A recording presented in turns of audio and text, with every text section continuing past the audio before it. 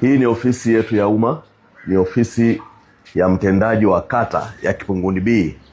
Huu ni muda wa kazi na ni asubuhi, ni zaidi ya saa 1:30. Ofisi haijafunguliwa. Nitoe maelekezo yafuatayo. Watumishi wa umma ni lazima wafanye kazi. Lazima wafanye kazi.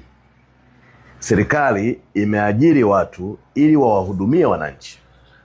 Mheshimiwa Rais Daktari Samia Suluhu Hassan anataka Watanzania wasikilizwe, wahudumiwe, watatuliwe kero zao.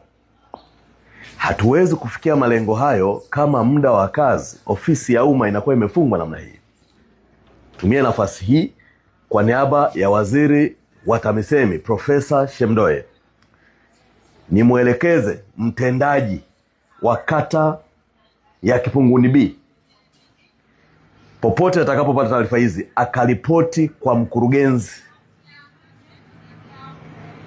wa halmashauri husika na akajieleze kwa nini muda wa kazi ofisi ya umma imefungwa, na mkurugenzi nimwelekeze kwa niaba ya Mheshimiwa Waziri achukue hatua za kiutumishi, hatua za kinidhamu.